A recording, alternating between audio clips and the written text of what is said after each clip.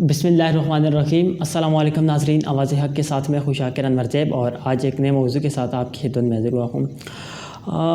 نبی کریم صلی اللہ علیہ وسلم کی شان میں جب فرانس کے حوالے سے جانب سے جو ہے نا ان کی شان میں گستاخی کی گئی، تب عمران خان صاحب کی حکومت تھی اور اپوزیشن میں جب شہباز شریف صاحب اور دیگر جو ہے وہ اپوزیشن میں تھے، تب عمران خان پہ دباؤ ڈالا جا رہا تھا کہ فرانسیسی سفیر کو ملک بدر کیا جائے، ملک سے نکالا جائے اور ان کی جتنی بھی اشیاء ہیں ان کا جو ہے نا بائیک آؤٹ کیا جائے۔ پچھلے دنوں بھارت میں نبی کریم صلی اللہ علیہ وسلم کی شان میں جو گستاخی ہوئی، اس پہ حکومت کا کوئی بھی رد عمل نہیں آیا، احتجاج بھی کیا۔ عمران خان صاحب نے بھی جو ہے نا، عمران خان صاحب کی جو پارٹی کے ورکرز ہیں انہوں نے بھی احتجاج کیا۔ ٹی ایل پی کے حوالے سے یہ کہا جا رہا تھا کہ ٹی ایل پی اس معاملے پہ ابھی تک خاموش کیوں ہے۔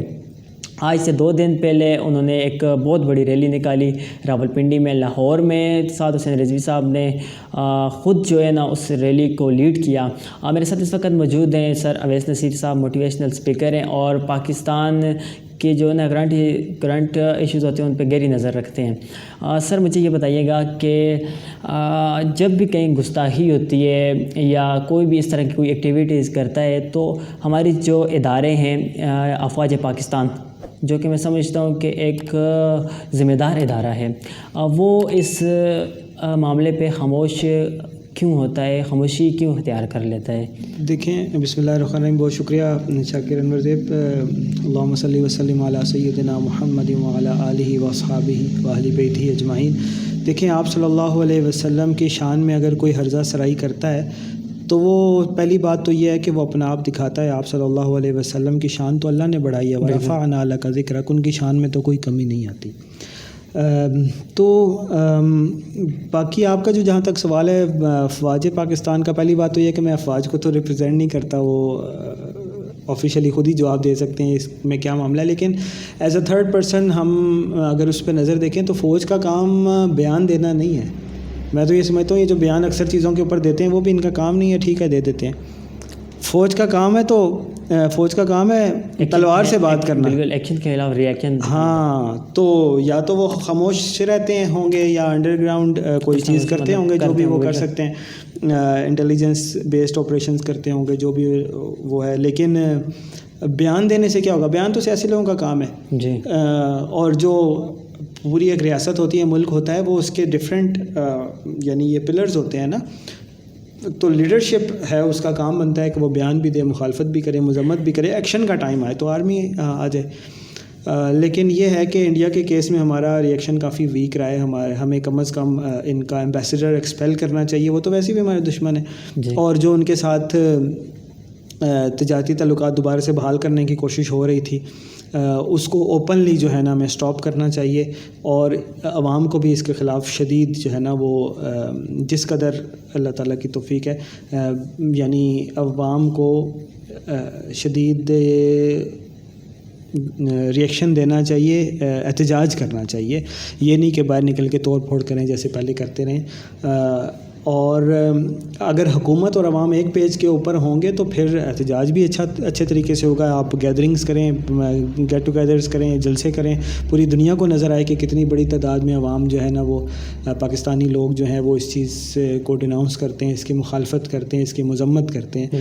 تو ہمارے ایک مزاج بنا ہوا ہے بس مخالفت، اگر احتجاج ہوگا تو حکومت کے خلاف ہی ہوگا۔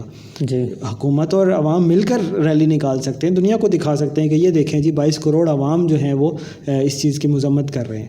میں سمجھتا ہوں کہ اگر مطلب کوئی بھی ایشو مخالفت اپنی جگہ ہو، لیکن جب اس طرح کا مسئلہ ہو کہ کوئی گستاخی ہو یا ہمارے دین کے معاملے میں کوئی وہ ہو، تو اس پیج پہ سب کو اکٹھا ہونا چاہیے، حکومت کو، عوام کو، اپوزیشن کو، سول سوسائٹی کو، ریاست کو، اسٹیبلشمنٹ کو، آرمی کو، فورسز کو، سب کو ایک پیج پہ ہونا چاہیے، اس میں تو کوئی اختلاف ہی نہیں ہونا چاہیے۔ اچھا، کچھ مولانا حضرات کہتے ہیں کہ معاف کرنا جو ہے نا، معاف کرنا سب سے افضل ہے، لیکن نبی کریم صلی اللہ علیہ وسلم نے خود کہا ہے کہ من سب نبی فقتلہ، کہ جو نبی صلی اللہ علیہ وسلم کی شان میں گستاخی کر گئے اس کو قتل کر دو۔ معافی تو افضل ہے، اگر آپ کی ذات میں آپ کا کسی نے پیسے لیے ہیں تو وہ آپ میں اور آپ معاف نہیں کرتے ہیں، بالکل میرے کو پیسے کھا لے تو وہ معاف نہیں کرتے، اس کیس میں افضل ہے۔ یہ تو نہیں کہ آپ کے دین کی گستاخی کر دی، یہ تو بے غیرتی ہے۔ جی، آپ کے دین کی بے حرمتی کیا، نعوذ باللہ نبی مکرم صلی اللہ علیہ وسلم کی شان میں گستاخی کی ہے، یہ تو بے غیرتی ہے۔ بالکل، تو معاف کرنا تو ذاتی معاملے میں ہے نا، اگر آپ کا کسی نے حق دینا ہے، کوئی آپ کے ساتھ زیادتی کر دیا تو وہ اگر آپ کو ہمت توفیق ہے تو آپ معاف کریں۔ بالکل، نبی کریم صلی اللہ علیہ وسلم کے مطلب کہ اس پہ تو ہماری مطلب جان بھی قربان، ہماری اولاد، ہمارے ماں باپ سب کچھ قربان، ان کی شان پہ، ان کی حرمت پہ اگر ان کے خلاف کوئی اگر بات کرتے تو ہم جو ہے نا تلوار نہیں اٹھا سکتے، کم سے کم آواز اٹھا لیں، آواز نہیں اٹھا سکتے، کم سے کم دل میں بھی جو ہے نا برا بھلا کہہ سکتے ہیں۔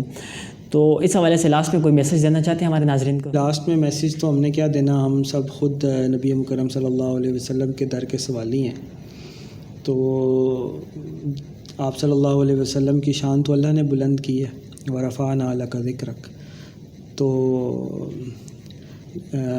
حضرت محمد صلی اللہ علیہ وسلم، بس یہی ہے کہ دکھ ہوتا ہے اس بات پہ کہ امت مسلمہ کی حالت اس قدر غیر ہو چکی ہے، اس قدر ہماری حالت بری ہے کہ دشمن گستاخی کرتے ہیں، ہم نعرے مارنے کے علاوہ کچھ نہیں کر سکتے۔ اور یہ ہماری حالت ہوئی کس وجہ سے؟ ہمارے اپنے کرتوتوں کی وجہ سے ہوئی ہے۔ وَمَا أَصَابَكُم بِمُصِيبَةٍ فَبِمَا كَسَبَتْ أَيْدِيكُم، قرآن کا اصول ہے، تمہارے اوپر کوئی مصیبت پریشانی نہیں آتی بلکہ تمہارے اپنے کرتوتوں کی وجہ سے آتے ہیں۔ ہمارے اوپر شام میں، لیبیا میں، عراق میں، یمن میں ہر جگہ ظلم ہو رہا ہے، ہم مظلوم بن چکے ہیں۔ فلسطین میں مسجد اقصی ہمارے ہاتھوں سے نکل گئی، قبلہ اول ہے، آپ صلی اللہ علیہ وسلم اس طرف رخ کر کے نماز ادا فرمایا کرتے تھے، لیکن ہم ہیں کہ کچھ بھی نہیں کر سکتے۔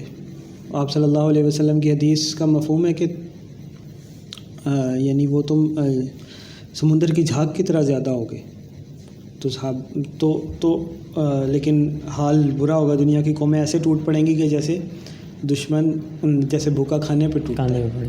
اور وجہ آپ صلی اللہ علیہ وسلم نے فرمائی کہ تمہیں وہن کی بیماری لگ چکی ہوگی، یعنی کہ دنیا کی محبت اور موت کا خوف، یہی حال ہے آج ہمارا۔ لیکن ساتھ میں اللہ تعالیٰ نے یہ بھی وعدہ کیا کہ اگر تم اللہ کو راضی کرو گے، اس کی اطاعت کرو گے، پھر کیا ہوگا؟ وعد اللہ الذین آمنوا وعملوا الصالحات لیستخلفنہم فی الارض، اگر تم ایمان لے آؤ گے، نیک عمل کرو گے، اللہ تعالیٰ تمہیں بادشاہ بنا دے گا، دنیا کی امامت عطا فرما دے گا، پوری دنیا پہ تم سپر پاور ہو جاؤ گے۔ تو ہم نہیں ہیں سپر پاور، اس کا مطلب ہے ہمارے اپنے اعمال ہیں۔ تو دکھ کی بات یہ ہے کہ یہ جو گستاخی ہوتی ہے نا، اس میں